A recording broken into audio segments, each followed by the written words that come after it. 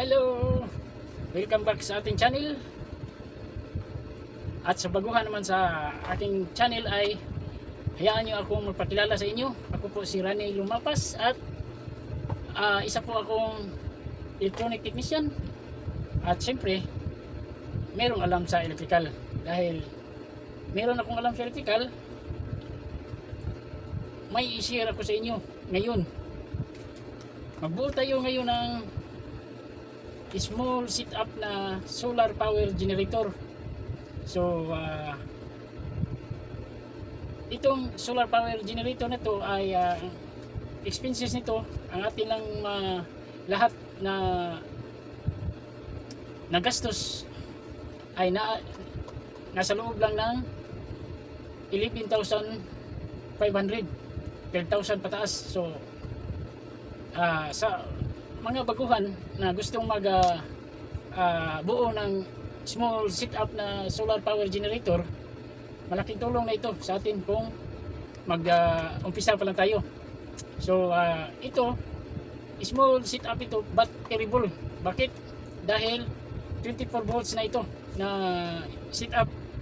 So kapag magustuhan ninyong aking i-share sa inyo, paki-like and subscribe naman at i-share kapag mag-subscribe kayo para updated kayo sa mga i-share ko mga content. So yan, atin ang umpisahan.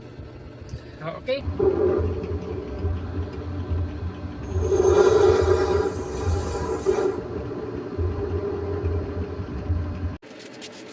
ito ay ang number 12 EWG na cable. At ito naman ang ating power inverter na pito. Okay, yan.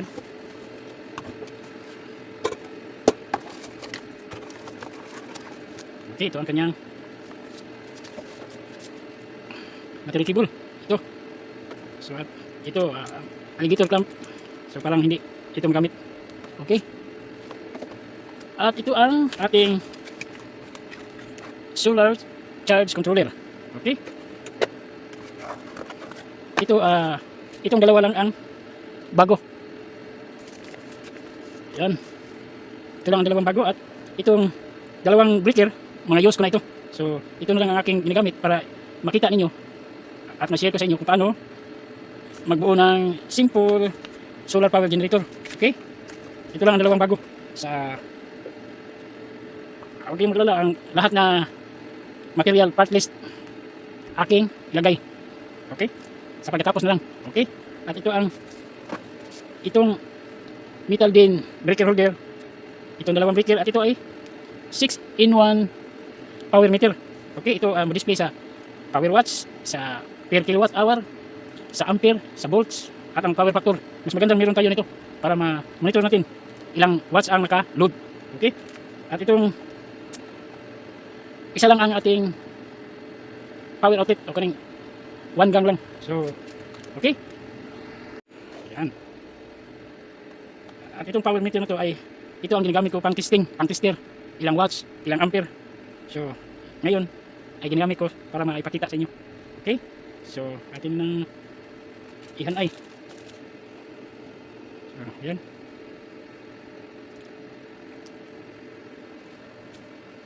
Okay? So,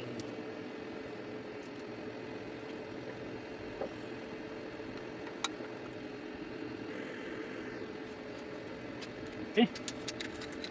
Atin na i-fix.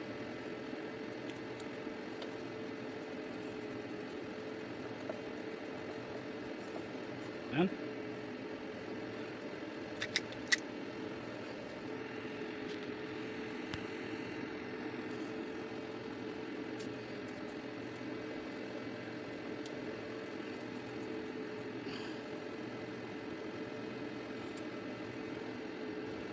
Okay.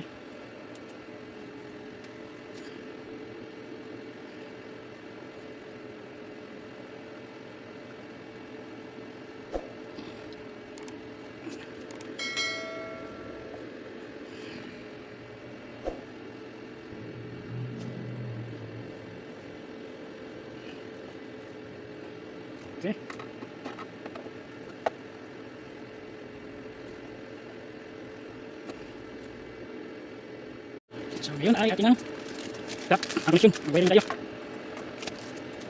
At ito pala ang ginagamit natin na cable ay AWG number 12, brother. number 12. So una, dito tayo mag-umpisa sa PCC para sa ating feed solar. Ito positive. So ito lang. Positive tayo muna. Maganda itong AWG na cable dahil silicone ang insulator nito. Okay? Okay, number 12 ito.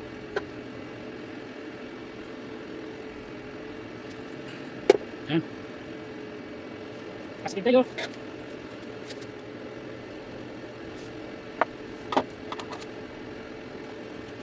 Okay? Ayan. Positive.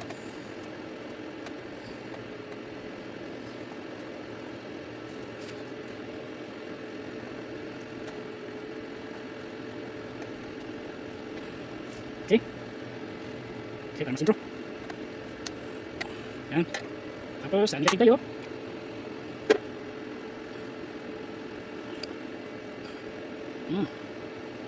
Parang makabalan. So, yan. Okay.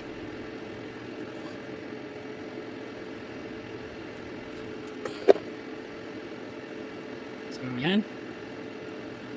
Para sa negative. Ito para sa ating PV solar. At ulitin ko, itong breaker na ito, mayos na ito. Ito lang yung gamit ko para maka-demonstrate ko sa inyo.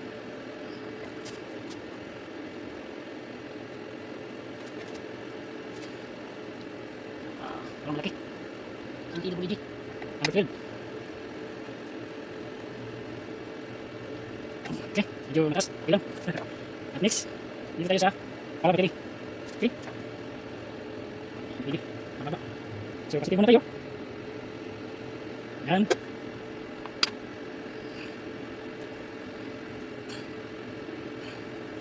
Okay. Okay. So, ito muna tayo. Sa positive.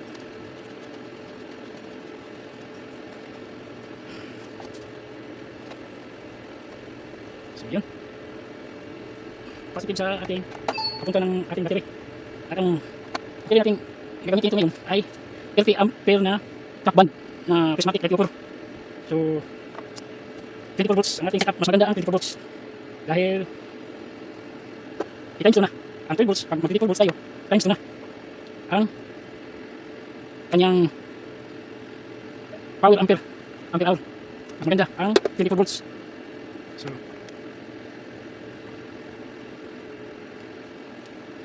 kung meron kayong plano na mag-set up ng small, mas maganda ang 24 volts. Okay?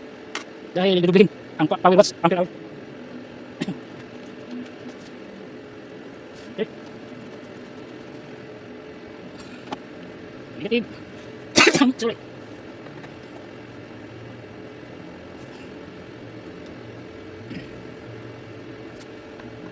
So, meron lang rin niya ang ating solar at saka power battery. So, ito na naman tayo sa output. Okay. Dito natin itatag terminal back. Yan. Ito. Okay.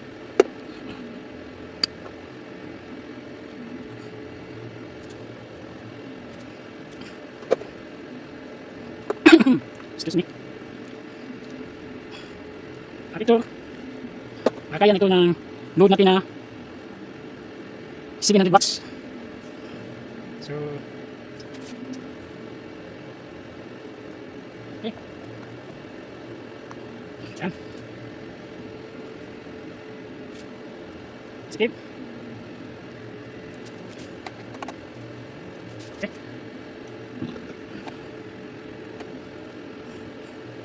Yan. Next, negative. Ito natin gamitin.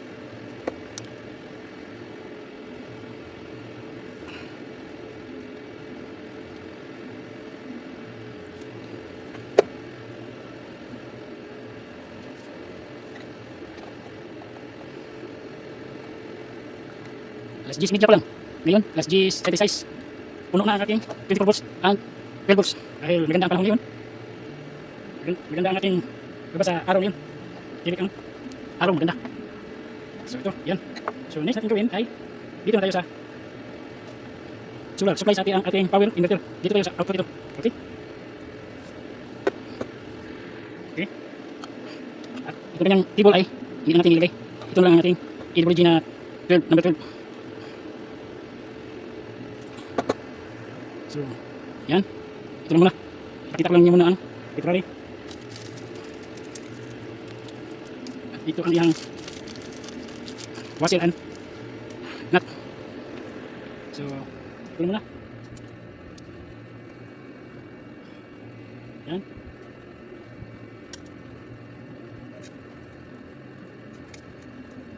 So, ito lang muna ang aking lagay. Ito naman ito. So, yan. Para sa positive.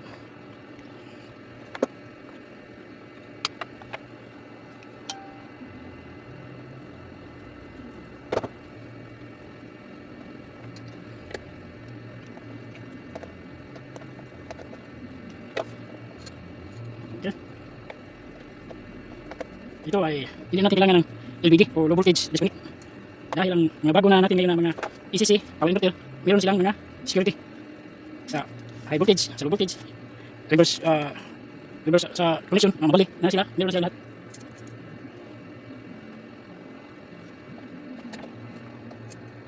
So, yan.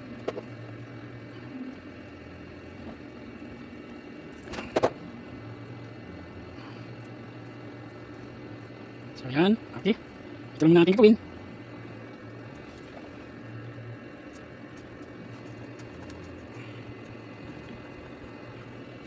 Okay.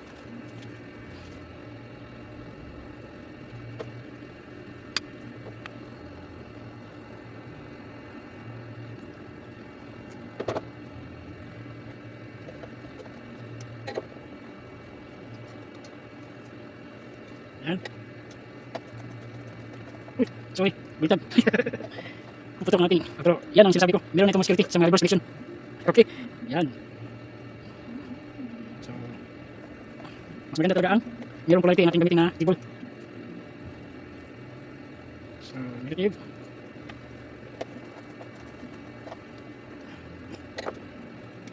Ang positive. So, yun. Okay. So, ang kulang natin ay ang battery at ang PV solar lang. Sa pag-charge sa solar at sa battery. Ayun ang battery. Kunin ko muna. Okay. Yan. Ito ang ating battery na gagamitin. Ito ay 30 AH at 24 volts na ito. Okay. Mas maganda ang 24 volts dahil mataas ang sa 12. Dudublihin ang kanyang power ampere hour. Okay. So, meron itong 28.3 volts.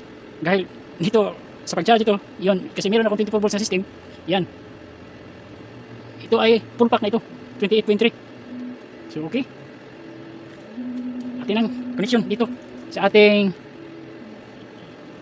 circuit breaker patungo sa ating solar charge controller, then output sa power inverter. At dito meron tayong 6-in-1 power meter para ma-monitor natin ang nakaload. Okay.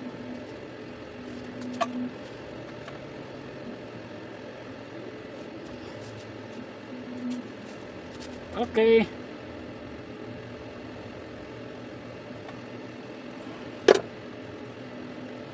First, positive muna. Okay, positive.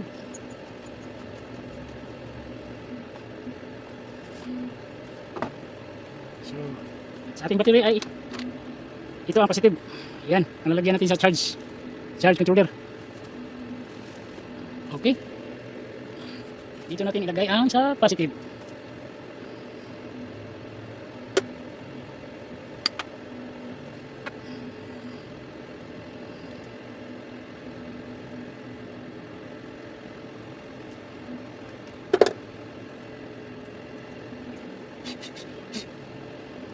Ito lang muna natin gagawin. Kasi wala tayong terminal lag. So ito lang. Atin ang yan.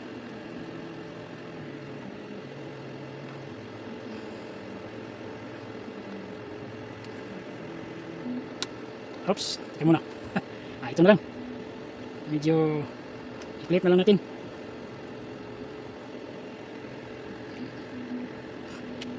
Okay. Next, sa negative.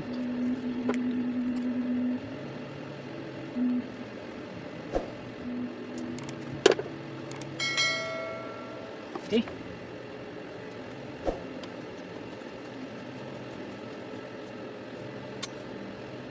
Yan. Ito tayo sa negative.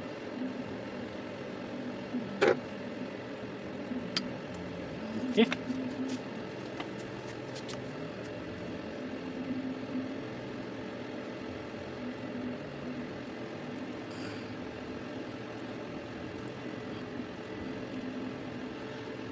Bakit matigas? Okay.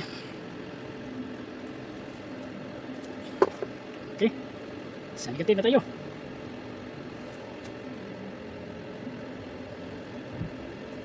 Negative power.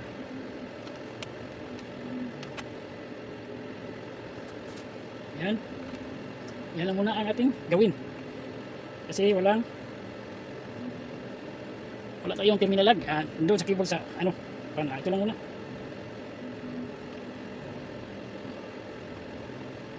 So, bago natin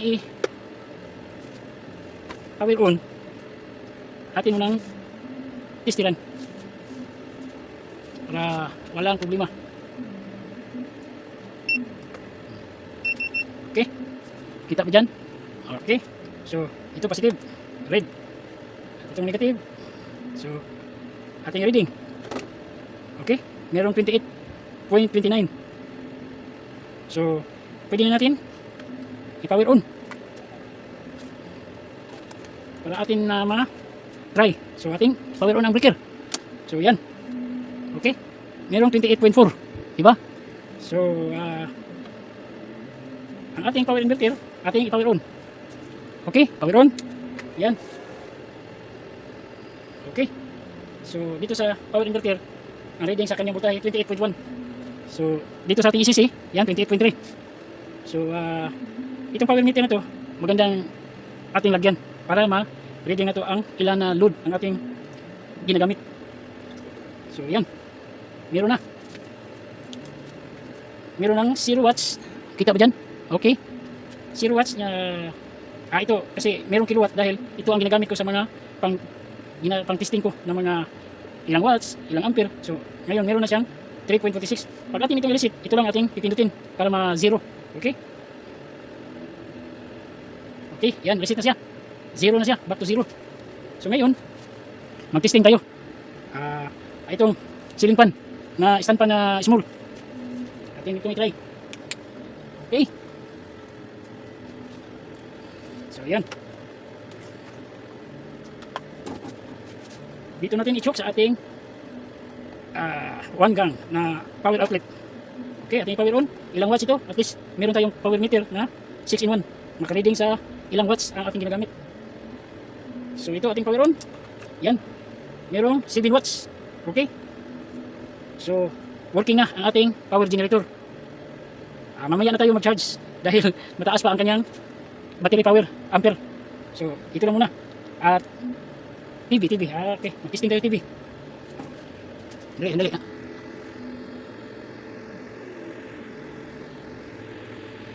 So yan. Ating binagyan ng adapter para maka-add tayo ng ating load. So ito sa TV hindi abot. Okay, gamitan lang natin ng extension cord wire.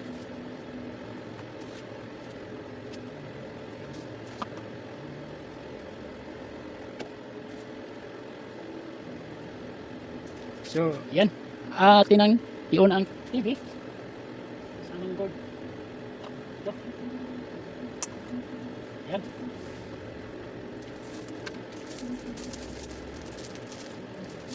Gawin natin ang ceiling fan. So merong 7 watts. Nag-i-8 siya. Okay. Yan. Ang sa power inverter. Merong 27.2. At dito sa ating ECC, 27.4. At ang load natin ngayon, ito ang 8 watts na stand fan na small. So ang TV, yan ang extension. Okay, extension. Yan, namit natin ang extension. Okay, power on natin ang TV. Okay. So meron na tayong 32 inches na TV. So ang naka-register dito sa ating power 6-in-1 power meter, yan 35 watts. So meaning nasa 59 lang ang ating wattage sa TV. So maganda itong LED TV dahil mababa lang kanyang wattage. Ako naman kasi sumukuya ko sa household, ang nagluluto ay tatay. Ano lang yung tatay ko ito? Okay. Okay. Okay mga kalods. Working ang ating small battery ball na solar power generator. So mamaya atin itong charge dahil meron akong 24 volts. Yan, ang aking 24 volts na one solar. Yan, 24 volts. So yan, pag mag-light on yan ang green, meaning puno na ang ating battery. Yan. Alas 11, 12 sa umaga. Okay. So, ngayon ang ating small power generator working. Yan. Merong 37 watts ang nakaload. So, mas maganda. Meron 6-in-1 power meter. Okay.